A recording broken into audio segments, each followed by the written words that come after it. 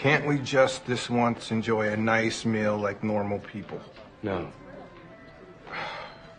You can't fool people into loving you. Want to bet? Somebody saves your life, they'll love you forever. It's like the old Chinese custom. They feel responsible. They'll write, they'll send birthday cards, play it right, even cash. Unless you let yourself get rescued by some busboy who brings down $3.50 a week. So who's it gonna be tonight? How about you, hon? You feeling heroic? Uh-oh, Swatch. There he is. You and me, we're about to be friends for life.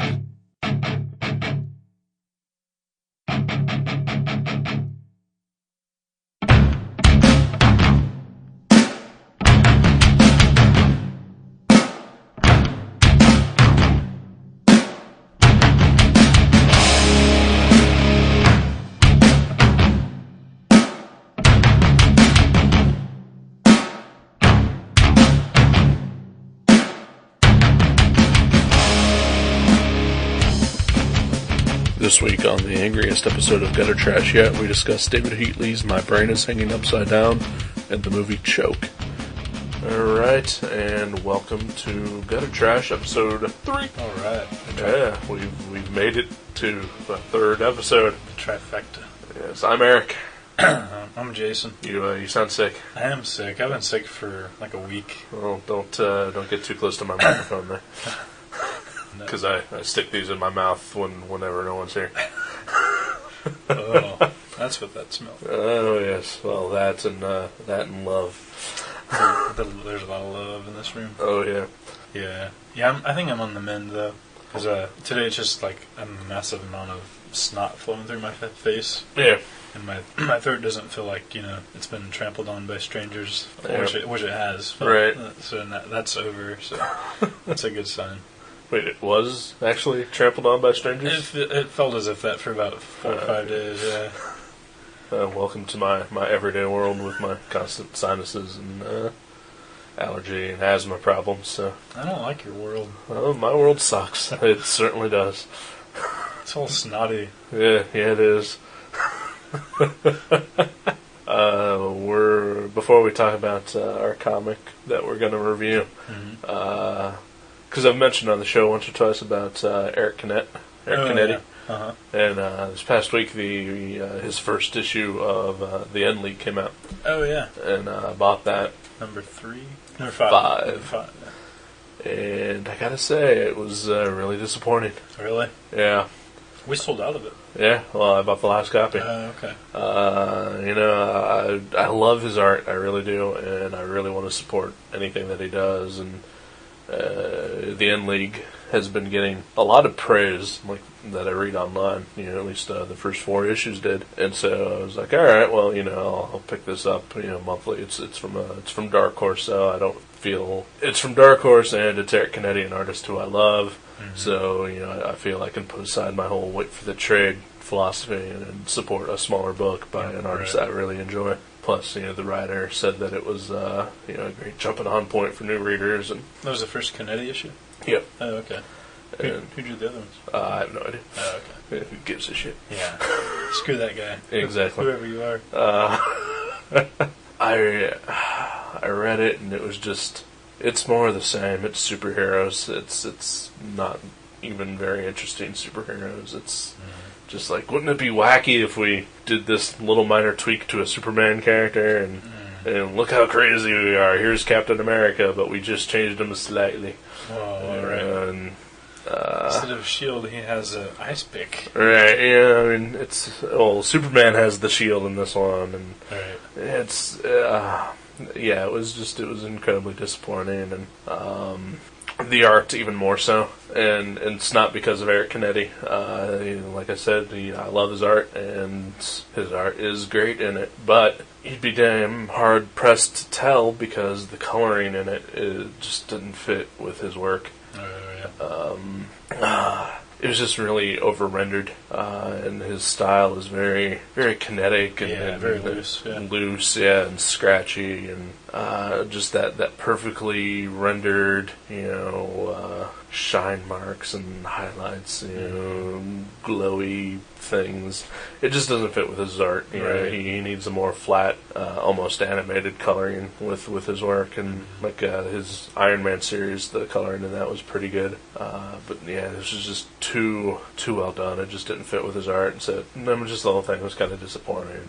And I don't know. I read that they changed colorist for, I think, issue 6 or 7. So. Oh, really? So they noticed the same thing? Well, I guess the colorist just got a better job offer or something. I don't know, but the first colorist left, and who knows? Maybe it'll get better. I don't know, but yeah, it was just kind of disappointing to pile onto the rest of my crappy week. The one comic I was really looking forward to just kind of sucked. Yeah.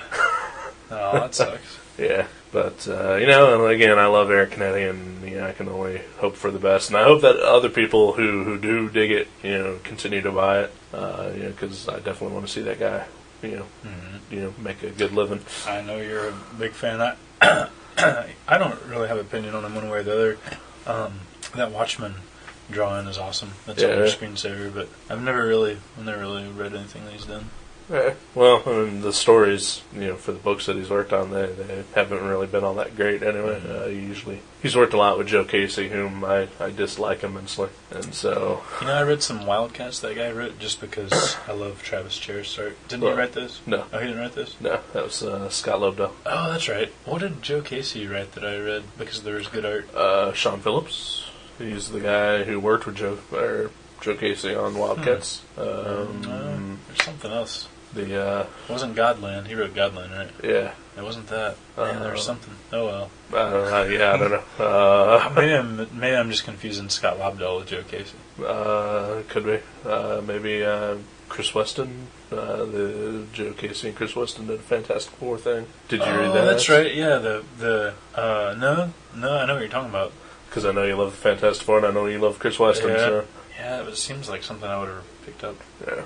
Man. Well, this is a mess. Yeah, oh well. Fuck all that. Yeah. So, we're here to talk about a different comic, and it's My Brain is Hanging Upside Down by David Heatley. Yeah. It's a big graphic novel. Published by Pantheon. Okay. It's an oversized book. Well, kind of oversized, not as huge as like one of those Paul Dini Alex Ross books, but bigger than normal. Yeah. Yeah. Hardcover. A little tall. Yeah. I'm just gonna come right out and say that I thought it was a piece of shit. Yeah, I thought you would. I really thought you would. I had never read anything by that guy except for I think I had seen something in some anthology like Kramer's or one of those anthologies, but speaking of oversized and Kramer's, have you heard about the new one coming out? Yeah, I was looking at that 16 today. by 21. It's $125 or something like that. It's $125, but man, some of the people in there, wow. I know. Didn't Dan Klaus do a story in it? Yeah. Chris Ware, of course. Yeah. And, I'm pretty sure Sammy Harkham's in there. I think because he edits that book. I think so. Wow. I can't remember who else was in there, but I was looking at that online today. That's crazy. That comes out in December, I think. You can get a buy one? I think it's going to be my Christmas present to myself. Nice. Anyway, the book. My brain is hanging upside down. Yeah, so I just chose it because I noticed it was coming in that week, and I was going to buy it. Right. And I had no idea.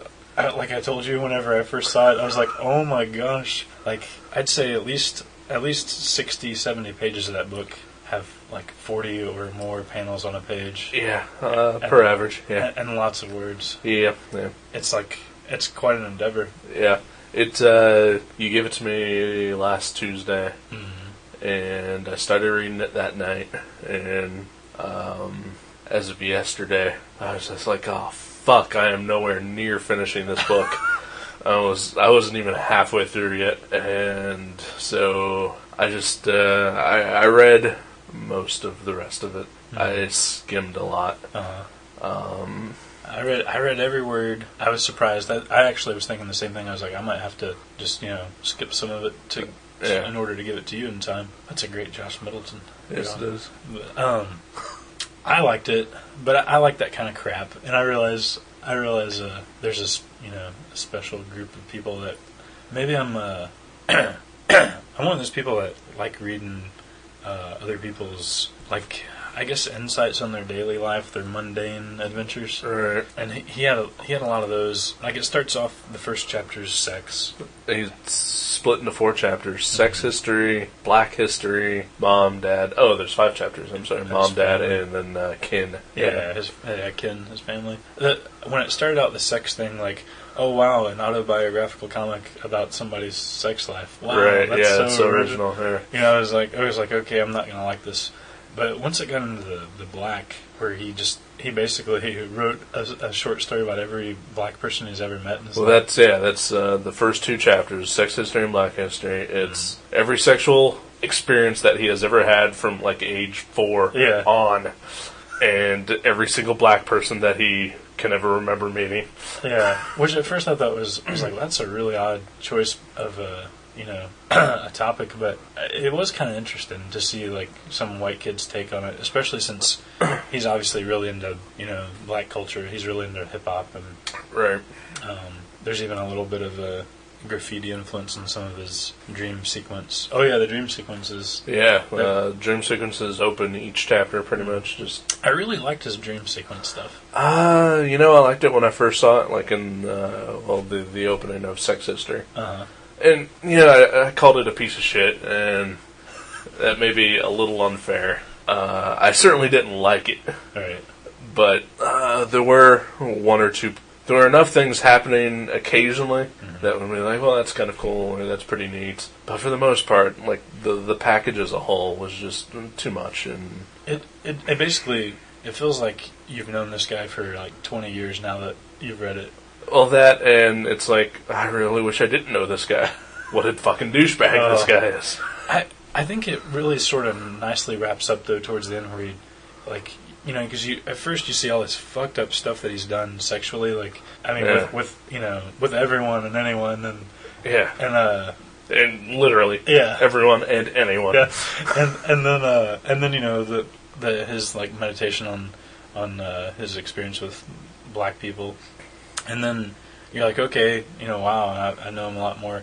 But whenever he finally starts telling me about his parents and then his own wife and children, or child, I think he had more than one. He had 2. Right? It's sort of all, I think it kind of wraps up and you're like, wow, well, he really pulled it together, and even though he's done all this fucked up stuff, he kind of... Yeah, but, man, he really could have just condensed a hell of a lot of it. Yeah. It was too much. It was just way too much. I didn't need to know about every single black person he's ever met or every single sexual experience he's ever had. There's some really funny stuff in there, though. There is some funny stuff, but not all of it. Yeah. And just a lot of it is just unnecessary. Yeah. And just... He's very thorough. Incredibly thorough. And, you did your last issue of Veggie Dog Saturn, and, I critiqued it for you, and I pretty much almost said the same thing. You said it was a piece of shit. No, I didn't say that. I called you a piece of shit. Oh, that's right. Yeah, but I call you that every day. And I say, thank you, princess. That's why I keep coming back. Yeah. But, you just had too much in that issue that I didn't think was really necessary. Right. And then you saw this. And then I saw that. And it was just like, oh my god, 90% of this is unnecessary. Right. And I like autobiographical comics. I like indie comics, as it were. And I'm open to that. I'm not the stereotypical comic fanboy, who only wants to read about Batman and then bitches when whatever's going on right now doesn't fit in continuity. I'm not that guy. Right. It's like Blankets is one of my favorite comics. It is easily the best comic I've ever read. Better than fucking Watchmen will ever wish it could be. Wow. Yeah. Wow. It's high praise. Yes. So, I'm into the autobiographical comics. This one was just terrible. It is kind of drawn kind of sketchy, and there's he doesn't really rule out the panels, I don't think.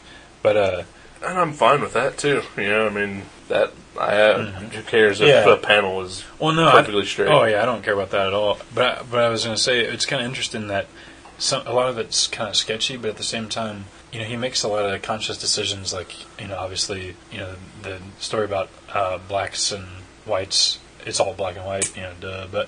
But all the sexual stuff is like censored. He self-censors it. I thought that was weird. That was something I wanted to bring up too. There's like pink. There's pink boxes over every penis in the book, and there's like 1,000 of them. Yeah, there's at least 20 per page out of a 40-page panel page. Yeah, it's like what, 800? I don't know. But no, it's I guess I'm of the theory that if you're gonna go ahead and go all out, go all out. Yeah. Exactly. Maybe he didn't choose that. Maybe his editor did. I don't know. There might be some law too about if there's more than 1,000 penises in your book, that it's rated X. Well, you look at Japanese porn, and the cock is always blurred out, or right. Yeah. Not that I spend 90% of my time looking at Japanese porn or anything like that. Of course not. The show has just gone downhill as far as our mentions of porn and cocks and masturbation. Yeah. Maybe we should. That's who we are. That's what we do. Yeah. I really liked it though. I really did, and I also like how, especially in the stuff about his parents. There's like 7 stories on a page, and he like does like sideways and up and down, and he just crams them all in there. And right. It's like they all have a title, and then like a little strip of panels, like 5 or 6 panels. That certainly did breaking up the monotony of the story. But there was also like the cover. If you take the jacket off. If you take the jacket off, there's comic strips on the front and back cover. Even on the spine. Yeah, I didn't see the one on the spine. He's like thinking about God, and it goes all the way up to the top. Okay. But yeah, I read the front and the back though, and I mean, I enjoyed parts of it. I really did, but it was overload into this guy. It was a little much. Like, I think it would have been better if this would have been like a 10-issue series that was serialized over a period of like 15 years. Maybe, yeah. But yeah, I mean, you basically sit down and you're like, what is this? And then like you read the whole thing and you're like, you really feel like you've known this guy for 20 years. Yeah. I really do. And go ahead. Oh no, go ahead. No, I don't even know what I was going to say. I was just going to say, I was just going to say I really didn't expect it to be like that, though. I expected it to be a little more, I don't know, sarcastic and weird. Like, I had no idea that it was going to be such a, like, here's everything I've ever done in my entire life. I thought it was going to be more of a, like, just, one of those books where... Oddball? Sort of, yeah, oddball. Like more Dan Klaus than anything else. If it was any more like Dan Klaus, then I think he'd fucking be Dan Klaus. This guy wears... he doesn't just wear his influences on his sleeve, he wears it like a fucking second skin. But he breakdances. Who gives a shit? He's the only comic artist I know that breakdances. I'm sure others do. I'm sure John Buscema was a great breakdancer when he was alive. Right now, Paul Dini's tearing it up on the streets of Chicago. Fuck yeah! I hope we run into him. Yeah. But, oh man, yeah, this book is, I would say, like, Dan Klaus doesn't do a ton of autobiographical stuff. Mm-hmm. And when he does, he usually kind of masks it with fictional characters and just weird happenings. And he also doesn't detail every last bit of his life, on the page. So basically, this guy is Dan Klaus without the wit. Oh, wow. Yeah. Man, that's harsh. That is harsh. There was some stuff in there too that was so... I mean, I don't want to sound like some nerdy reviewer, but he was so vulnerable. There was this one thing that was so pathetic. Pathetic is a better word. Huh. Like, there's one scene, do you remember this one, when he's... it's in the mom section, and he's playing basketball, and he said, oh, Mom says if I don't cry at tonight's game, she'll buy me the Smurf Village.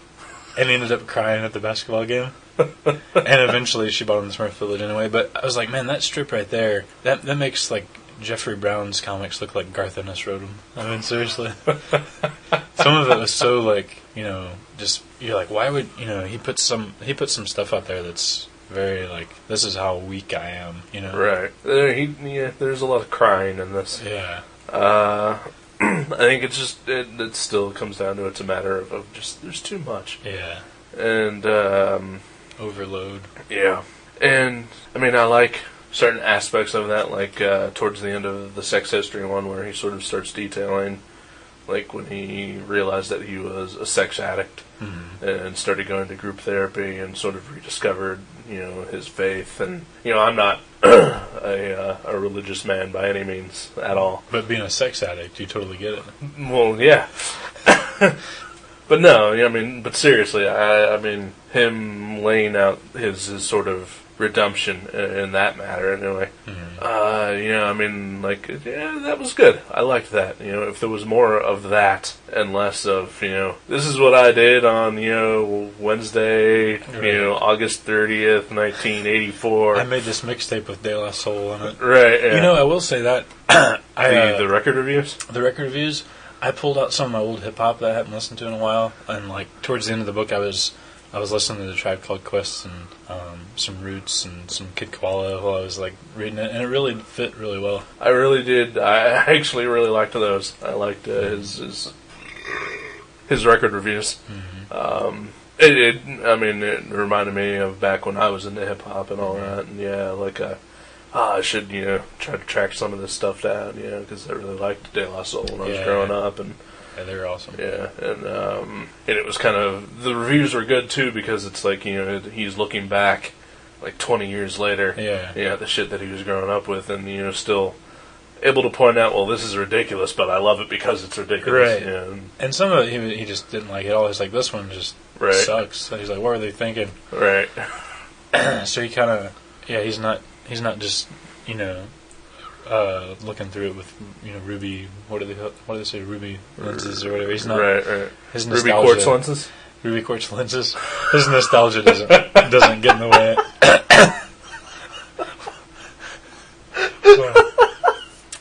And some of the stuff in there, man. Some of the sexual stuff. I mean, like I said, I've seen so many autobiographical comics dealing with sex and relationships that. I sort of hope I never see another one. Right, even though you write them every month. I write them every month. Yeah.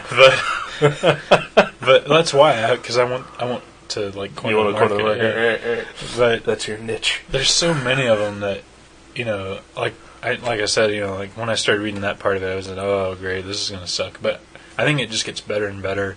And I will say the dream sequence parts, I think he recreates dreams better than anyone I've ever seen try to illustrate one. And I've seen a lot of people do it, in that Rick Veitch did that Rarebit Fiends and some other people. But I mean, they're very he doesn't really tell you what he thinks they mean or anything. He just kind of shows you them. Yeah. Right. I don't know. I find that a little pretentious. Yeah. I found some of it a lot pretentious. I like pretentious. I know you do. But David Lynch is one of my favorite filmmakers. Yeah, I know that. I really liked The Elephant Man. Me too. One of his least pretentious films. Exactly. Because I'm not that guy. That and Return of the Jedi. Did you know he was originally supposed to direct Return of the Jedi? Really? I'm not kidding. But he was busy doing Dune, so they got, whoever, Raul Julia, whoever did it. Never heard it. I would know the name if I heard it. But yeah, but yeah, can you imagine? It would just be a 20-minute scene of a Gamorrean guard just breathing heavy, and then they would cut to some Ewoks I don't know, eating some sort of crazy bugs or something. Yeah, it would be the worst movie ever. Noam Chomsky, that's who it was. Noam Chomsky did not direct Return of the Jedi. I think he did. Or he at least was the DP.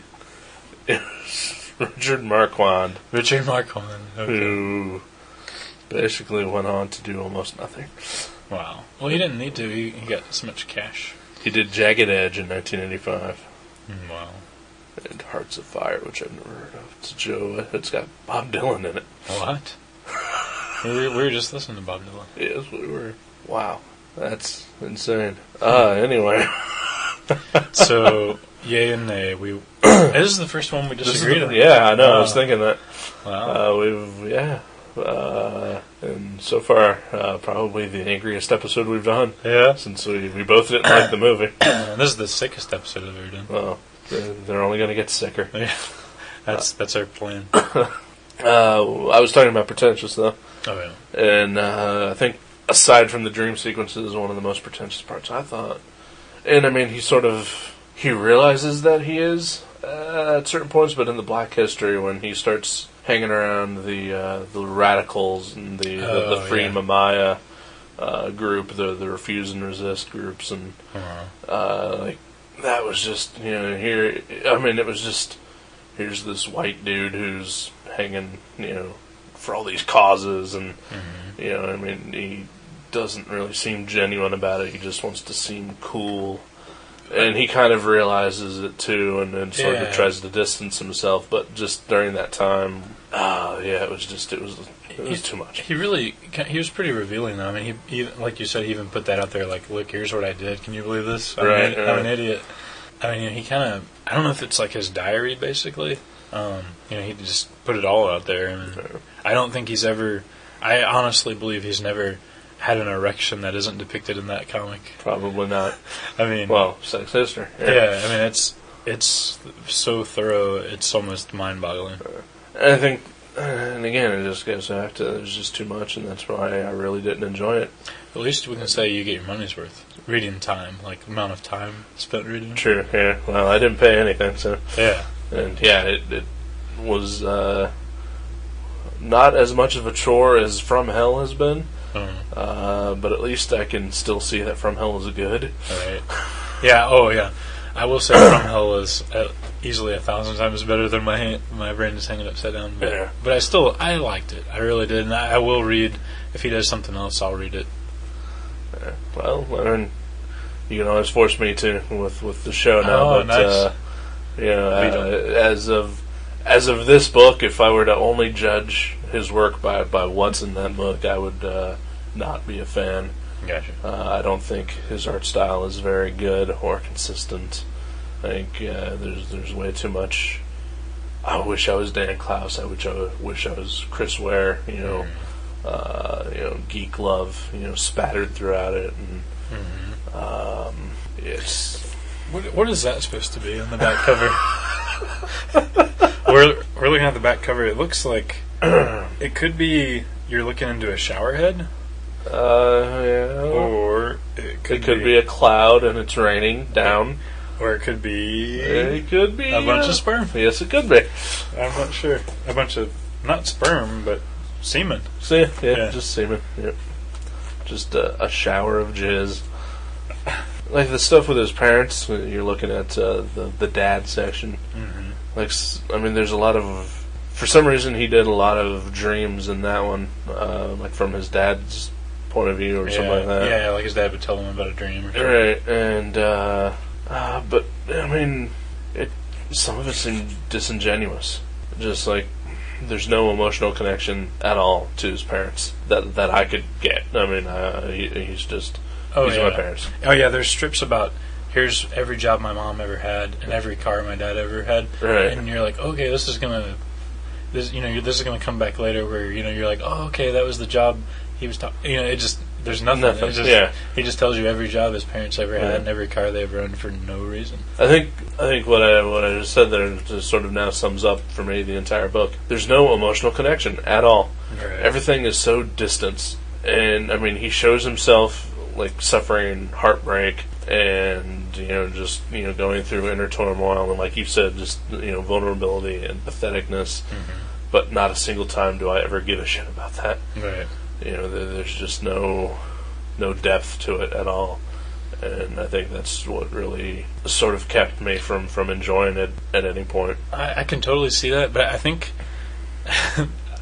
his coldness, I guess, is what I thought gave it a fresh approach. Like it wasn't too like you didn't really get into his mind so much as you're just like this is the fact sheet that is this guy's life. It's kind of interesting. Right. But I agree. It's not like like I've read some comics where I get a little misty eyed towards the end. Like I really feel for this guy. Yeah. But or lady. Yeah.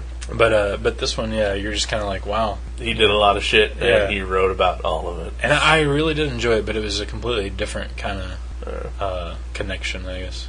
It's just like, well, I mean, like James Kachaka, he does his daily diary strip, but it's usually just like a one panel. Here's a joke, Right. and like it's engaging and it's funny and it's warm and witty and even when those are sort of family circus-esque, right. Like his kid's eating like milk even though he's lactose intolerant. You're like, well, this really happened. I mean, this is like, excuse me, this isn't like some contrived cute thing. It's like this happened yesterday. This isn't Billy talking to his imaginary friend, or Yeah, it's kind of adorable in a genuine way. Yeah, and it lacked a personal touch.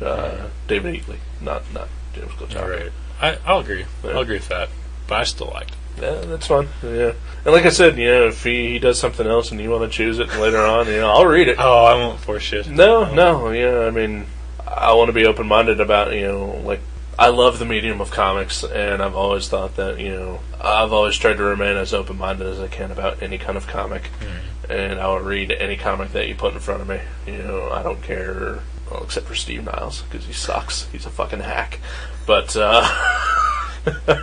But any other... I know what I'm choosing next time. 30 Days of Night, alright.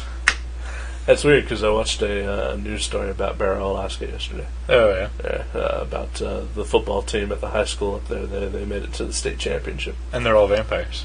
And they're all Turns out they're all vampires. Yeah. Wow. At least the quarterback.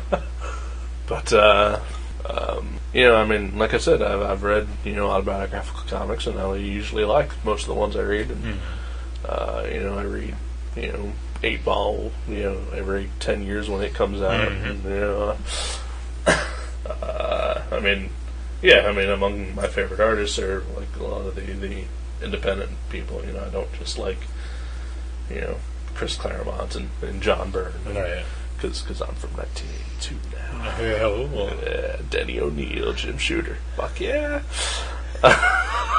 But, I like comics, and I want to read a wide variety of comics, because it ain't all just about, muscle boys and capes and tights. It's like, it's all... That shit's fun, but, comics are a medium, and it should be open to everything, just like movies, just like television, just like music. And porn. Right, well, porn. Yeah, porn. We had to bring it back around. Yeah. The dirty side, the dark side. The reach around. The Reach Around Brigade. That's my favorite series. Number 6 was the best. Wow. Okay, that's way too much into your personal life. I thought if I ever directed porn, if I ever direct a porn, I thought of a good title. It's going to be a gay porn about you ever see those old like photos of men working in the 30s, like building skyscrapers, and they're all they're sitting on those like girders, like having lunch and like that, towering over the city. I was going to make a porn that takes place up there, like on those girders, called Sack Lunch. Alright. Well, I'm not into the gay porn, so I probably wouldn't watch it. I'm not. And I'm definitely afraid of heights, so I definitely wouldn't watch it. Well, this will, cure all your fears. No, it'll probably just instill them scar you. Scar me for life. I'm not a big fan of gay porn either. I just want to direct it.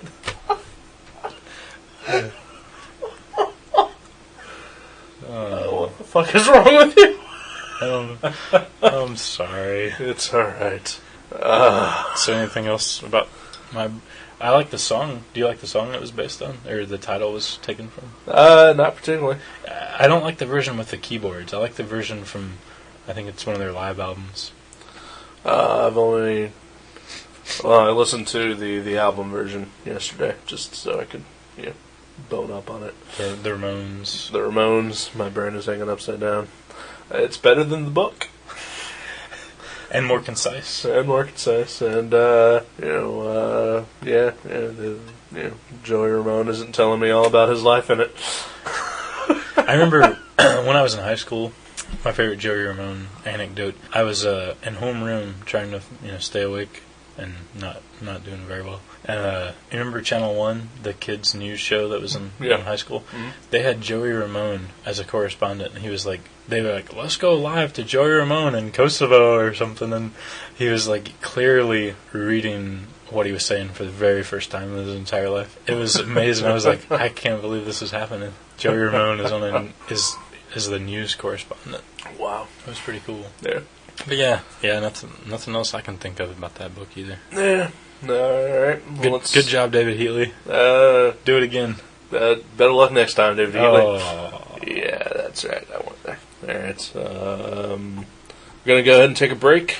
And then after that is our movie review. And then we'll be back with something about what we're going to be talking about for episode Quattro. You got to pick up the pieces. Come on, start your fast better. Pull yourself back together. Maybe you got too much cash better. Call along. When you gonna turn yourself in, yeah. You're a politician. Don't become one of his children. Find some goes to paper, then goes out for a cup of tea. As I watched it on TV, somehow it really bothers me. Alright, in the spirit of full disclosure, much like the previous episode, we are recording this at a separate time than we are the comic review section. That's right. Because we went out on a field trip and we like reviewing the movies right after we see them. Yeah, fresh in our mind. Yep. So this week's movie was Choke, the movie based on the novel by Chuck Palahniuk. Palahniuk? I think it's Palahniuk. I think it's Palahniuk as well. We saw it at the Neon again, much like Burn After Reading. Mm-hmm. We do enjoy that theater. It's $5 Tuesdays. $5 Tuesday is awesome. Yeah, I had no idea. I thought it was going to be $1 cheaper or something, but it was like $2 or $3 cheaper. Wow. It's pretty good. Yeah. Of course, all the everything else was the same price, popcorn and drink and all that. But I did notice they didn't try to upsell you on the popcorn. Or upsell me. Right. I got a small, and I was like, I'll take a small. And she was like, here's your small. Yeah, but you also got the smile and the nod and the thank you for coming and come again. And, and I got the what the fuck are you doing here in this theater? And get the fuck out, you fucking piece of shit. Maybe you went to high school with that girl or something. I got it from everyone who worked there. And I honestly don't recognize any of them, so they all must have just sensed that I'm a major douchebag or something, and treated me as such. Man. But other than that, so fuck you, everyone who works at the Neon movies. Oh. I hope you listen to this and you can all rot in fucking hell. And I'm really peeking. That one girl was cute, though. Well, the one that smiled at you? Yeah. Yeah. The other one wasn't too bad, but the one that was serving up the popcorn was definitely a looker. Yeah. Yeah. But she could drive off a fucking cliff for all I care, because she treated me like shit. It's called good customer service, people. Use it. Oh. I can tell this one's going to be a good one. Oh, man, I am riled up. Yeah. Because I'm just going to come out and say it. I really didn't like that movie. I was disappointed. Yeah. I still liked it, but only so much as in the parts where you can be like, oh, yeah, I remember that scene from the book that is based on. The book is fucking amazing. It's got to be... I don't get a chance to read very many books without pictures in it. I like the pictures. Pictures are awesome. But this is one that I read a few years ago, and it's fucking amazing. Yeah. And the movie is... It's like you hear the Counting Crows cover a really good Black Sabbath song, and you're like, oh, man, I really like that Black Sabbath song. This should be good. I can sort of hear parts of that song that are, reminiscent of the original, but it's just not working for me. Counting Crows. That's what I'm saying. Nobody wants to hear Counting Crows cover Black Sabbath. Very true. Well, I mean, the movie has all the earmarks of wanting to be good. Mm-hmm. Like, everyone who's in it is great in it. Mm-hmm. But what? I didn't really the Patricia, the doctor. I thought she was okay. Oh yeah, well she's not very good. But she was kind of like, it almost looked like she was like reading her lines. Okay, well, let me put it this way. She was... Everyone in the movie is really good in it, except for her, because I actually honestly barely remember that she was in it. Oh, okay. That makes sense. Yeah, I like the guy that played Victor. Sam Rockwell. Sam Rockwell, he's great. He's good in, I would say, almost everything I've ever seen him in. Even in some terrible fucking movies like Hitchhiker's Guide to the Galaxy. I know I recognize the name, but I can't place him anywhere.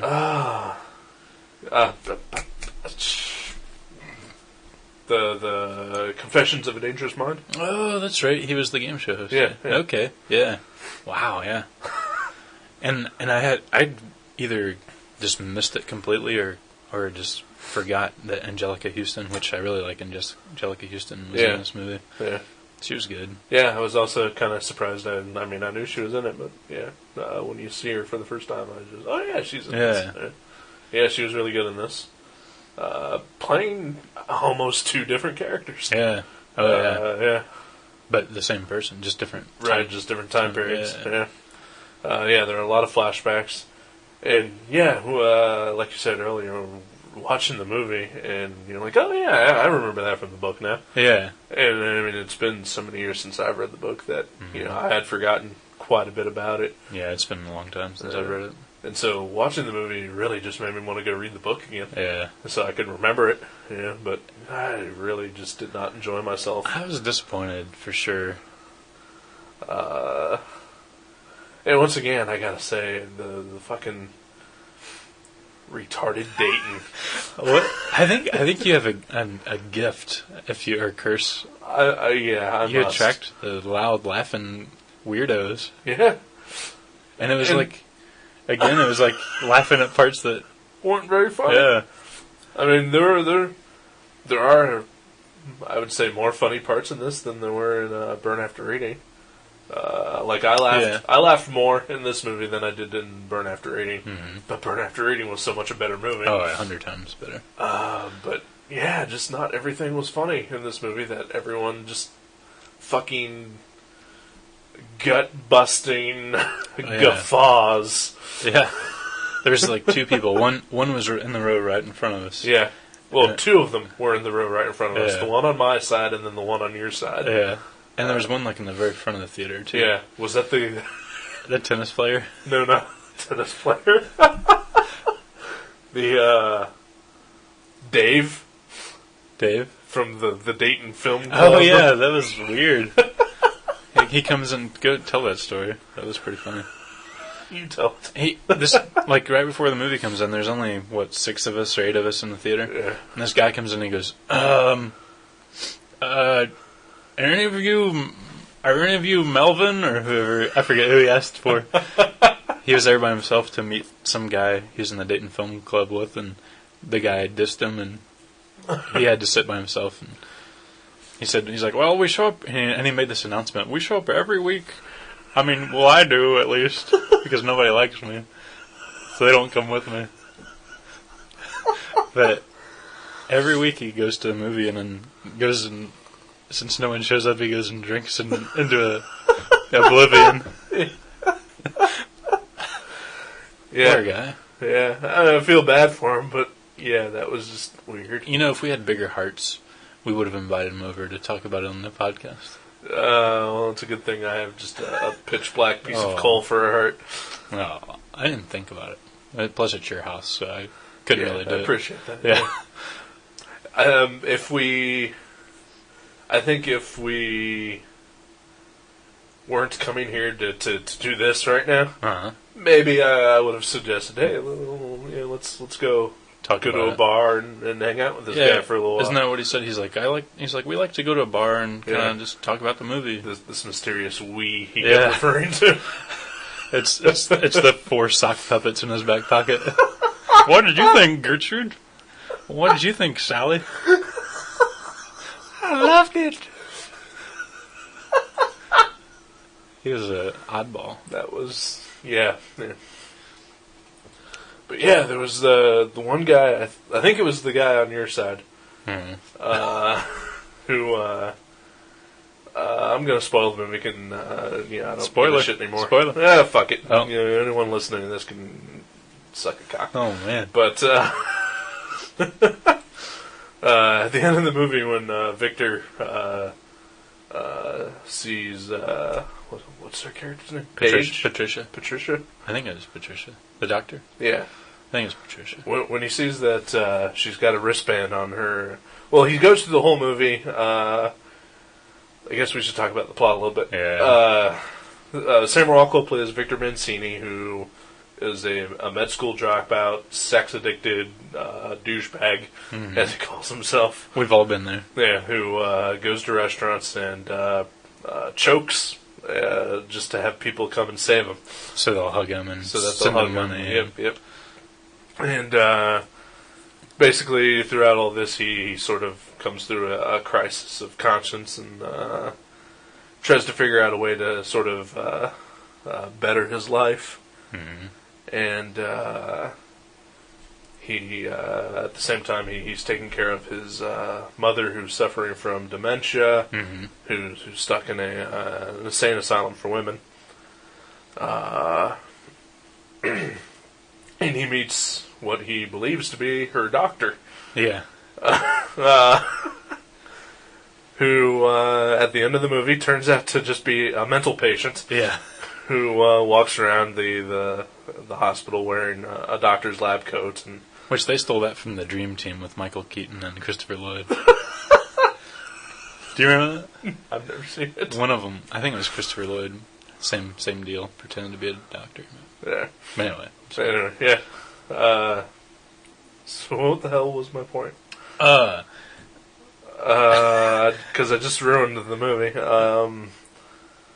He discovers that she's a patient. Oh, you're talking about the guy that keeps laughing and inappropriate. Oh yeah, that guy. Yeah, douchebag number 7. right. So he's revealed. I gotta jump around here. I'm a shitty fucking storyteller. Oh. But I would assume that almost everyone who went to see that movie was probably a fan of the book. Right. I mean, it never got advertised anywhere. I can't really see the movie or the trailer even appealing to people who hadn't read it. Right. So when the reveal comes that she's a mental patient there at the hospital, he's like, "Oh!" Yeah. Like, oh no. Oh. Maybe it'd been a few years since he'd read it, because I'd actually forgot that. I knew that. Yeah. And I want to say that there's a part that they really left out of the movie, which is that she thinks she's an alien. Oh, really? Wow, I don't remember that at all. Let's consult Wikipedia. I remember it's been years since I've read that book, too. Yeah, it's been a few years, but when did that come out? Like 8 years ago? 9 years ago? 2001. Oh, okay. 17 years ago. Yes. Blah, blah, blah. Wow, that. I thought it was cool that the compulsive masturbator was wearing a Mastodon t-shirt, though. Yeah, when he showed up in the movie, I looked over at you to see if there was any register for me. I like Mastodon. I know you like Mastodon. They did the snack food theme song for the Aqua Hunger Force the movie. Yeah, which I still haven't seen. Which we should make that a movie review. Oh man, I don't smoke weed anymore though. How can I watch that movie?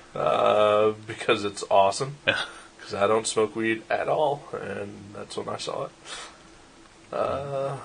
Wow, this plot summary for this book on Wikipedia really sucks.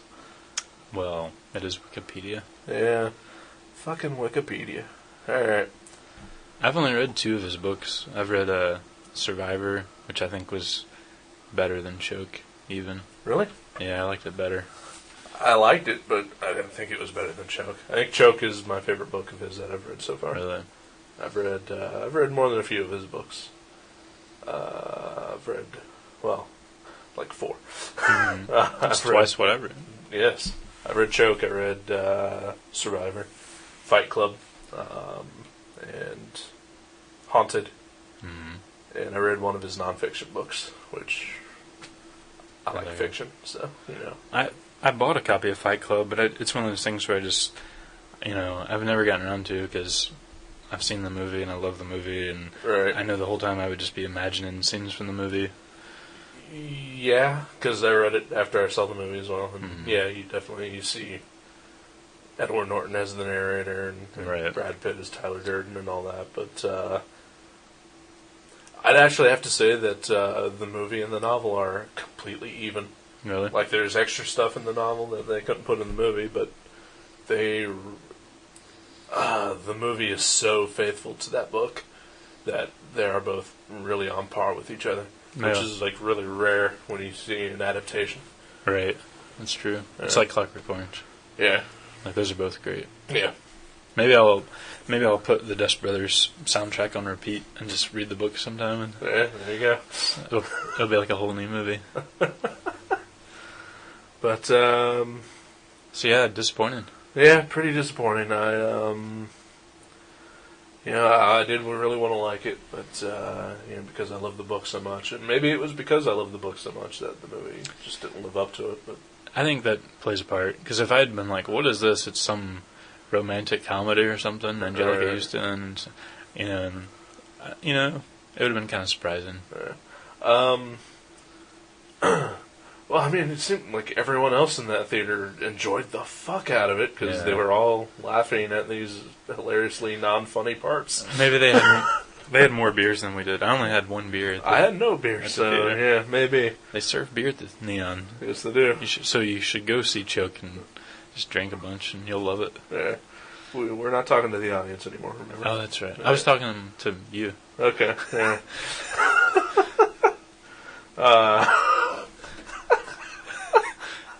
Maybe you'll love it. Maybe I will if I drink a lot. I like the poster. We're looking at the poster. The poster's awesome.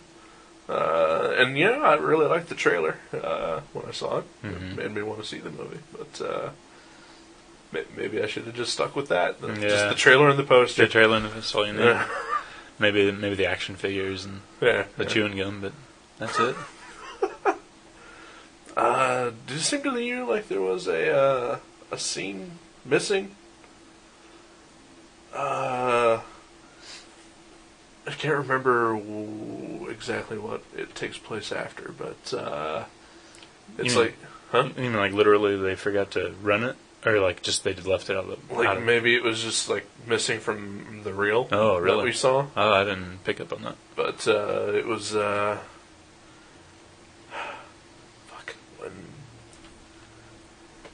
I'm trying to think of when, like directly after what scene it was.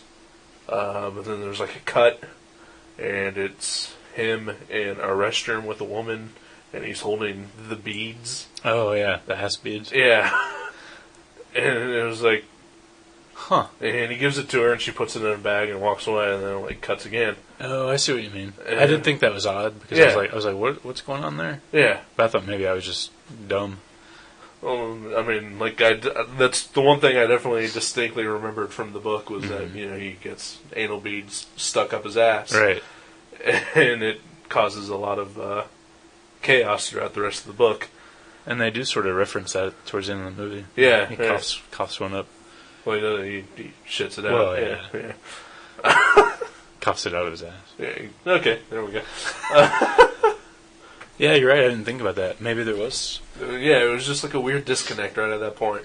It's like there should have been a lead up to that, because I don't think if you hadn't read the book, maybe you didn't pick up exactly what was going on there. Yeah. Right. That is. Yeah, I didn't even think about that. Yeah. Well, what's the deal? We should go demand our money back. Okay. Yeah. We'll do that. Yeah, because we were so disappointed in it anyway that we probably want our money back anyway. And you were disappointed with the service? Yeah, exactly. Or at least the demeanor. Yeah, a bunch of fuckheads there working at the Neon. No. Except for that cute girl. Oh, well. Whatever.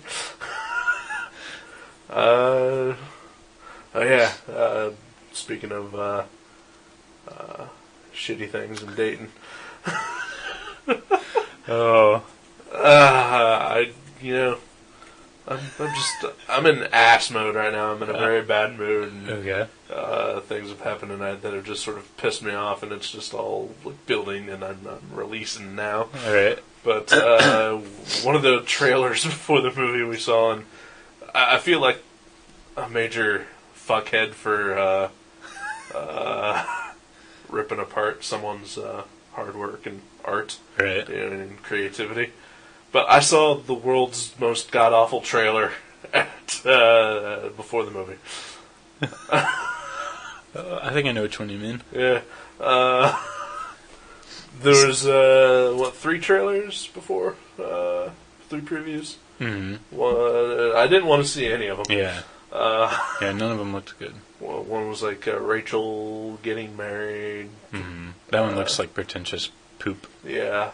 What was the other one? What was the other one? Oh yeah, and everyone laughed during that the Rachel getting married trailer too. Like it was the greatest thing ever. Oh yeah. Oh, that dysfunctional daughter. Yeah. She's gonna cause some crap. What was the third one? Oh man, it was the only one that had like the this preview is rated or is approved and fuck. Huh. Man, I cannot remember now. Wow, I can't either. I think this happened during Burn After Reading. We couldn't remember like one trailer or whatever. Yeah, there's one trailer. It's the same one probably. Maybe. Oh, it was the one with Ben Kingsley. Elegy. Oh yeah, Elegy. And Dennis Hopper and Penelope Cruz. Yeah. I like Penelope Cruz. Yeah, I do as well. I like all 3 of those people. Uh-huh. 2 of them as actors. Mm-hmm. It was so boring though because half the trailer is spent with a close up on who's that Ben Kingsley's head, his bald head, and yeah. He's not an attractive man. I know. Well, yeah, he's like it's not attractive, and it's not like he was wearing some Elephant Man garb. Right. So he was like half the trailer is just a close up of his head, and he's not talking, and you're like, wow, I don't want to see this movie. But yeah, that third trailer was True Nature. True Nature, which apparently is a locally produced movie, and from watching the scenes of the movie in the trailer, like it may be an okay movie. I don't know. We didn't see much acting, and we didn't really see much of the story. All right. Because we didn't see much of fucking anything except for goddamn text coming up, one letter at a goddamn time. It's like watching the intro to Alien, only during Slower. the trailer. Yeah.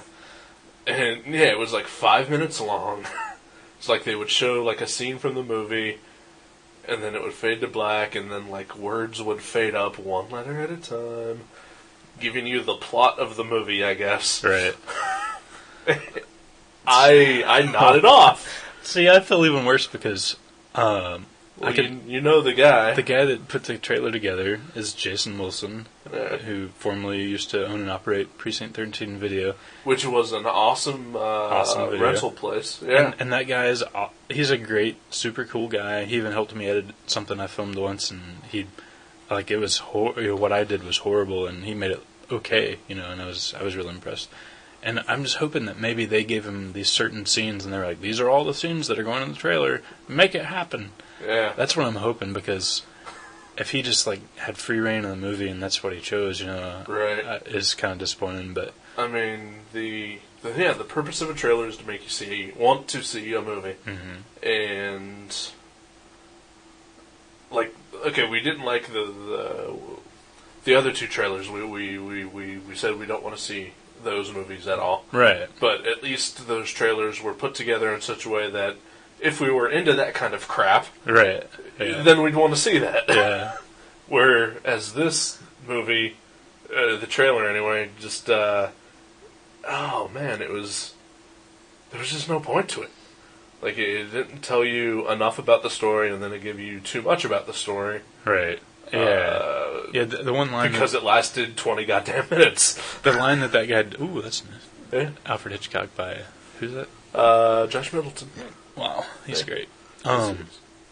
That one line that guy sitting in the back of the car delivers, where he's like, "Then we have to do something about it if she remembers. And Right. it's just like, man, hit me over the head with a plot, please. Right. You Yeah. know? And yeah, there's shit happening in like the scenes that they show. There's like people getting shot and Running through women windows. jumping through windows and like people fighting invincible forces like on the ground and ghosts and zombies and shit. I don't know what the fuck A is zombie? going on. Whoa, I didn't see a zombie. It could have been a zombie. It Could could have have been a fucked up looking person. I don't know. Could have been a zombie. Because we didn't see it clearly, but it doesn't matter because every fucking 2 seconds there was fade to black, fade up words one letter at a time. Real slow. Here's the plot, maybe. See, I sort of want to support it and see it just because it's made in Dayton, just to, get some sort of something going in Dayton. There's a lot of shit made in Dayton, and not all of it's good. That's true. All the marbles, That's for one. Oh, that was good. I liked all the marbles. Let's see, what else? There's got to be a shitty band from Dayton. Oh, yeah, Guided by Voices. Oh, I like Guided by Voices. The Breeders. I like the Breeders. Um, I like most Dayton music. Black actually. Wolf Fight. Oh No, I'm kidding. I love those guys. Yeah, me too. They do our outro music. That's right. I'm being an overtly exaggerating ass, but yeah, I mean, You've previously stated you're in that mood. I really am. I'm pissy. But it did look like, if it wouldn't have said Made in Dayton, I would have thought it was a professional I Hollywood really movie. did too. Yeah, It had great production values, and Yeah. like I said, the movie itself might actually be good, but that trailer just Didn't make you want to rush out. exactly. Well, I'll see it because one of my friends worked on it, and which I didn't know. I had no idea. Yeah. Because I've only seen him once in the last year. I was at Kroger. We bumped into each other. Actually, it was the night we went and saw Burn After Reading, or the night before, and I said, hey, you should go see it. Yeah. But he had to stay home and work on some shitty trailer instead. No, I'm just kidding. Oh, I'm joking. See, I didn't even. Well, I mean, I wouldn't have recognized his name. I didn't know the guy by his name. Yeah. I just knew him as the guy who owned Precinct 13. But yeah, I didn't see. Once you told me his name, I didn't remember seeing it up there. I saw the director, Yeah, Patrick Steele. Patrick Steele. Yeah. Wasn't he in Typo Negative. Type O Negative? Yeah.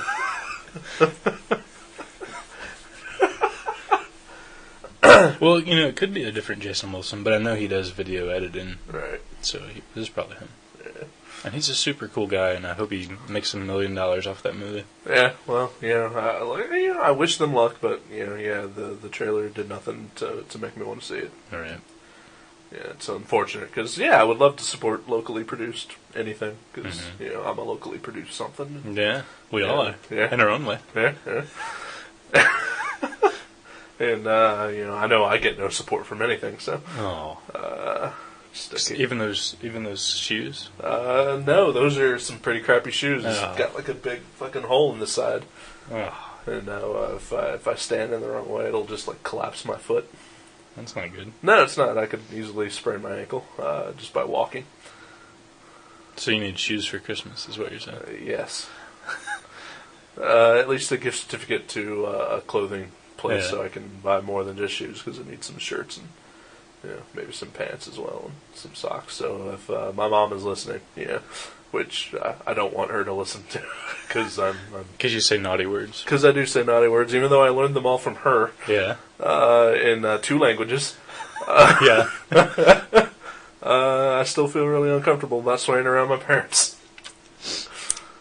As you should. Yes, I should. We're getting a bunch of different art this time around. Yeah. Usually we get like You have the best screensaver. wow.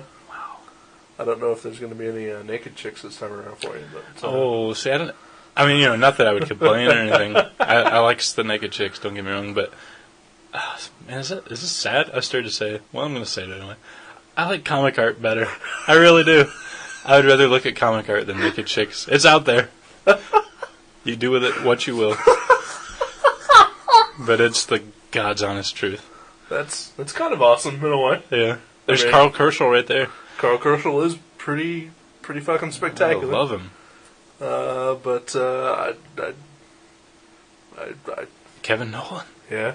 I love Kevin Nolan. Yeah, again, pretty spectacular, but I think I would much rather see naked chicks Really? than look at this. Maybe it's because I've seen, not that I've not seen so many comics. I was going to say, I may have seen so many naked pictures of naked girls over the years, but, Right. but I'm sure I've seen tenfold comics. Well, I do have to say, I guess I should justify what I just said. I think I would much rather see an actual naked woman than pictures of a naked woman. Oh, well, yeah. I would probably prefer comic book art over Over either one? the picture. Oh. Yeah. Or How about original, like if you could look at original Kevin Nolan art or have, a beautiful naked lady in your room, I'd go for the original Kevin Nolan art. that's tough. Wow, that's a predicament. Wow, we're total geeks. We are. We're those guys. I would go for the Kevin Nolan art. Yeah. Just to say that I've seen some up close. I mean, would love to see like the ink work that he does. Yeah. He has such great line work. We're fucking nerds, dude. We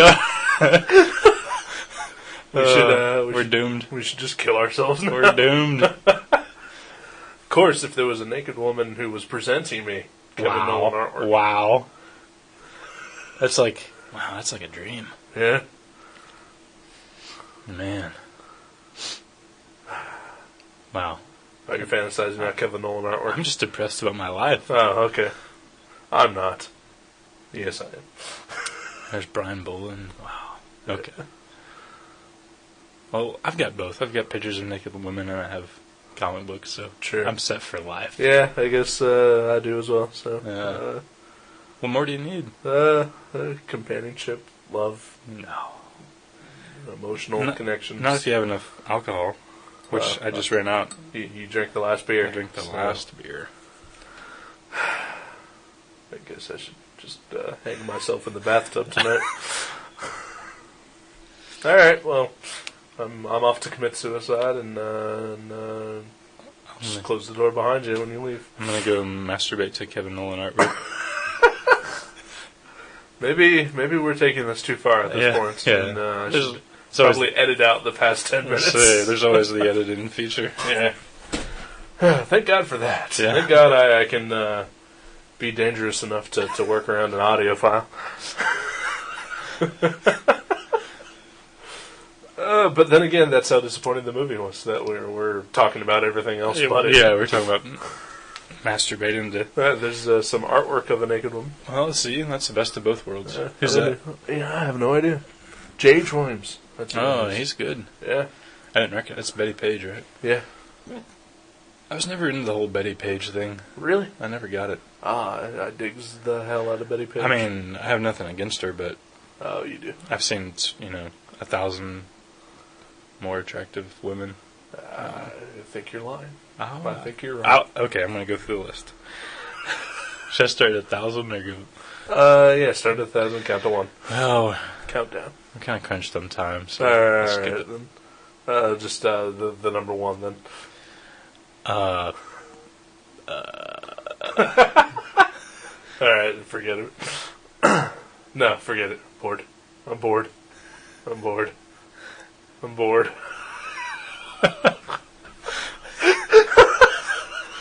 Oh my gosh.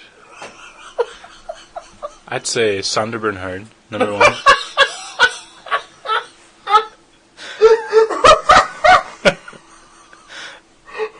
And it goes downhill from there, so I'll spare you.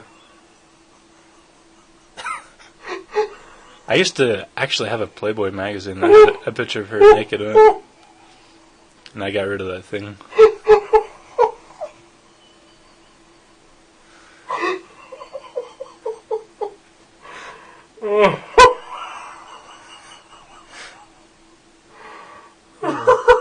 See, there's another J.H. Williams with some sexy legs, Robin.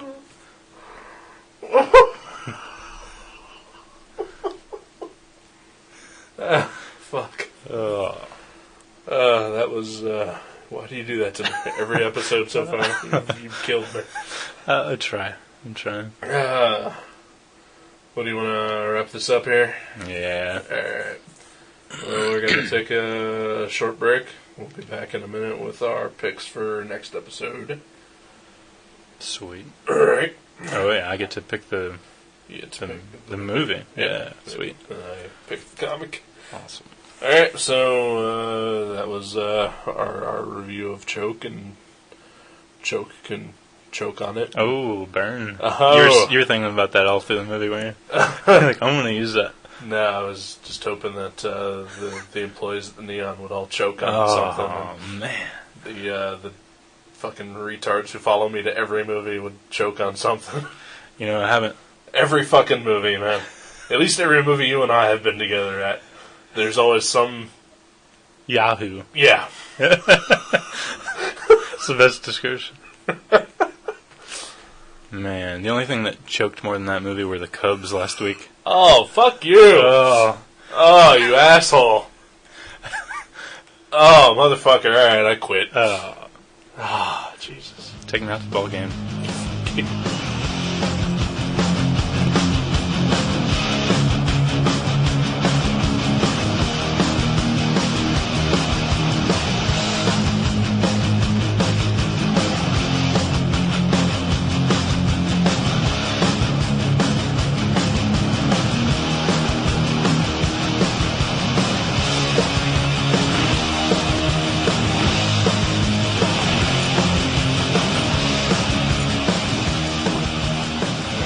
Back. Yeah. Yeah, how are you doing? I'm good. Good. Enjoying my Molson lager. Yes, me too. Coincidentally. But I'll drink any free beer that's given to me. So. Mm-hmm. So, this is part of the show where we're going to talk about what we're going to talk about in the future. Oh, next time? We're time traveling. Time traveler. Like Buck Rogers. Yes. Alright, you picked the comic, so it's your turn to pick a movie. Oh, so, okay, you may go ahead. Go. Well, I picked Ernest in the Army, starring Jim Varney. Sweet. No, I'm just kidding.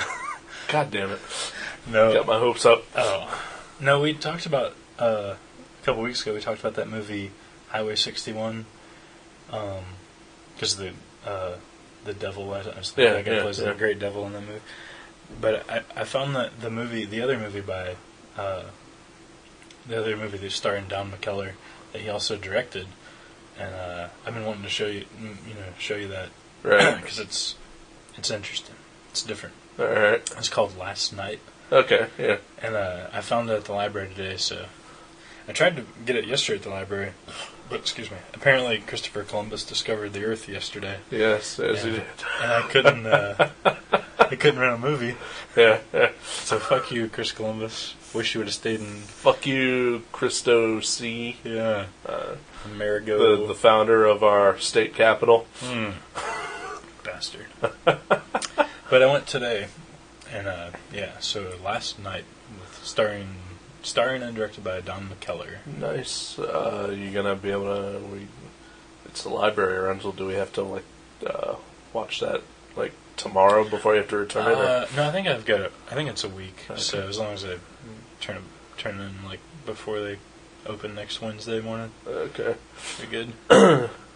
You can renew it, right? Oh yeah, and, Right. and it's always on their shelf too because Because nobody else wants to watch it. Because Yeah, it's that horrible of a movie. Exactly, and on the cover there's no half nude picture of Scarlett Johansson on the cover, so it's always sitting on the rack at the library. There's movies at the library with half nude pictures of Scarlett Johansson. Scoop, yeah. On the back, she's in I only know because I saw this today for the first time on video, and I was like, "Oh, Scoop, that was a good movie." And I looked at the back, and there's this picture of Scarlett Johansson sitting by a swimming pool, and her swimming all, soiled. I love Scarlett Johansson. She's easy on the eyes. Yes, she is.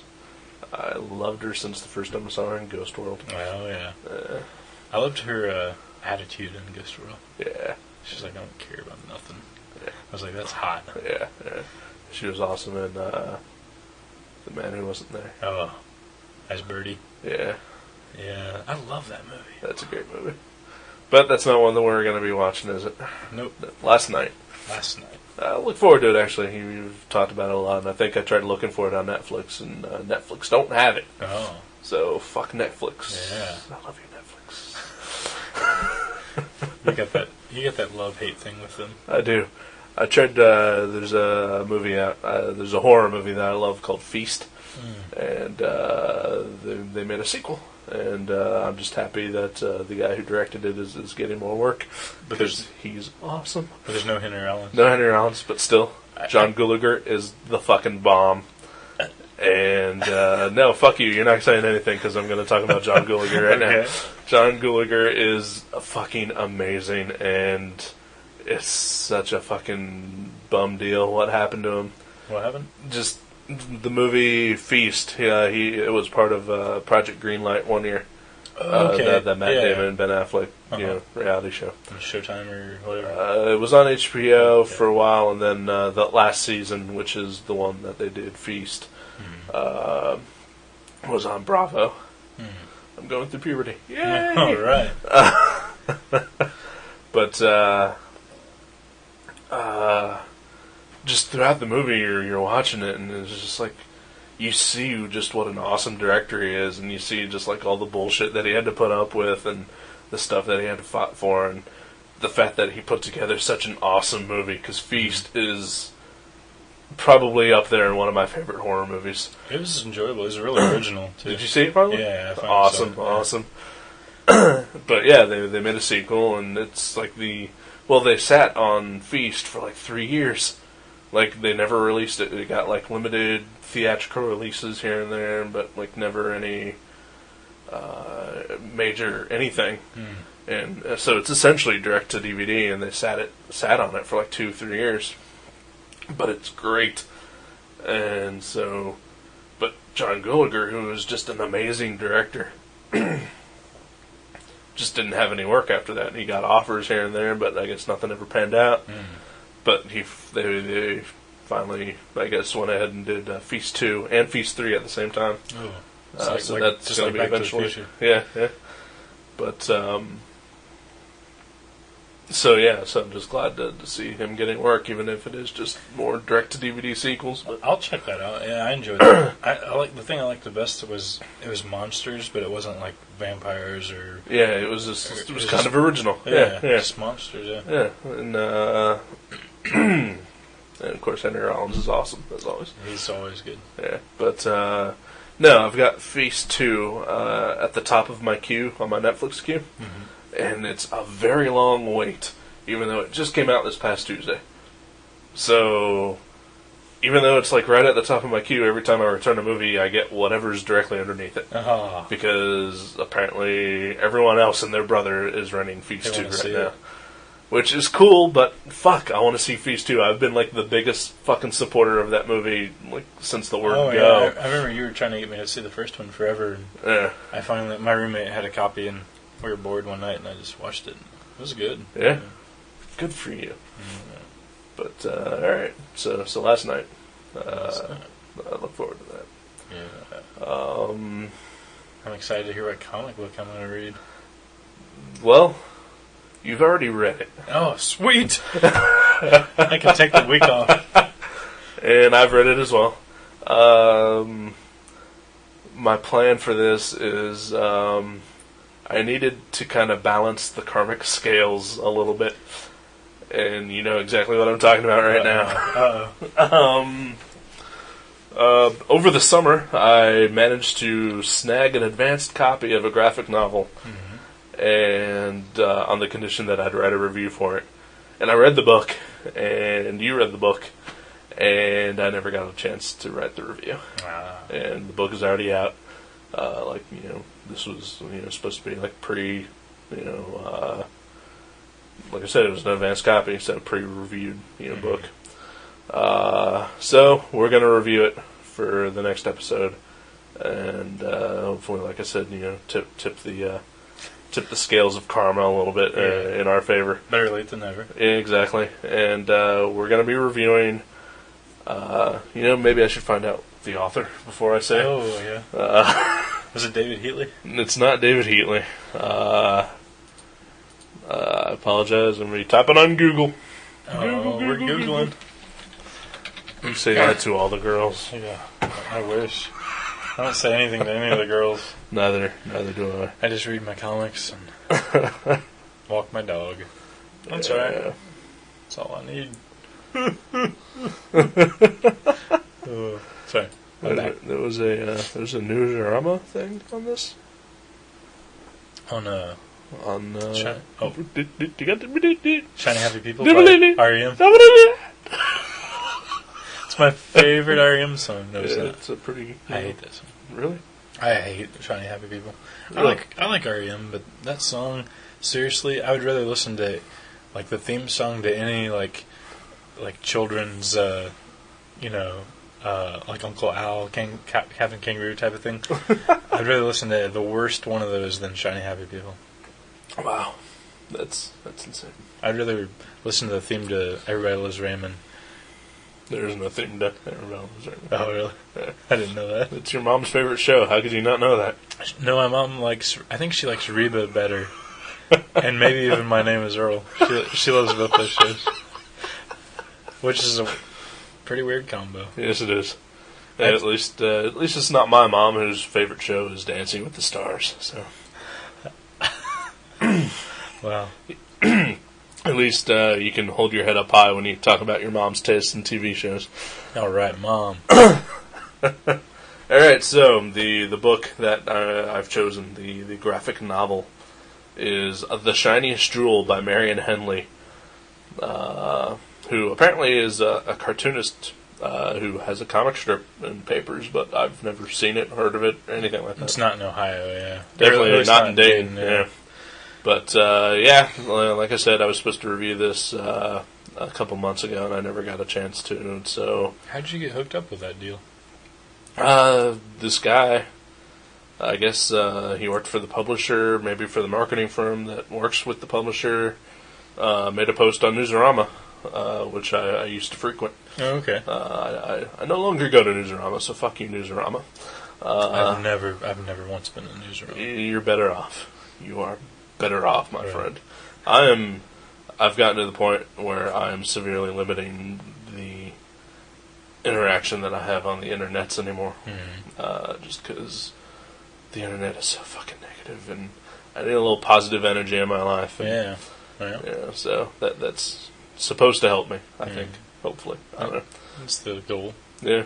But anyway, this guy posted on Newsarama asking for people to review this book as an advanced copy, and so I figured, well, it's not like I got anything better to do with my life, sure, and so he sent me an advanced copy, and I read it, and I just never got around to reviewing it. So, like I said, we're gonna do that next episode, and hopefully make ourselves right with the world. Yeah. Hey, I'm still right with the world. I don't know about you. Well, what if I punch you? Oh. Ha! See? Oh, man. That's what you get for bringing up that I haven't talked about punching you. That's true. The Shiniest Jewel. Shiniest Jewel by Marion Henley. Whatever. Alright, anything else you want to talk about? Or? If anybody can send me some medicine in the mail, I'll take it. Alright, we're gonna head out then. And make like a baby and head out. God. I'm sorry. It's alright.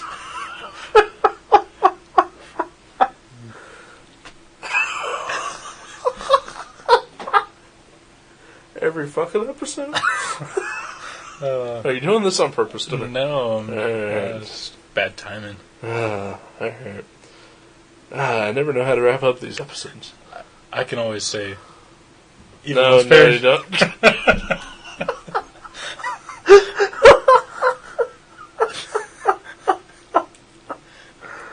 Oh, God. What a great film.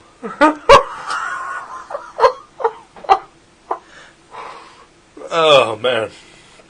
Alright, we're heading out for real now, so we'll see you in the next episode. Thanks.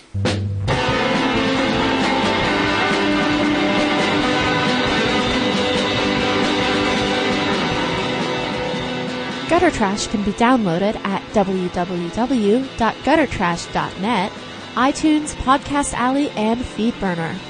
You can also find us at myspace.com/guttertrash_net, seanborn.net, blog.seanborn.net, and buyerbewarecomics.blogspot.com. Contact us at show@guttertrash.net, eric@guttertrash.net, or jason@guttertrash.net. Thank you for listening to Gutter Trash. We'll see you next time.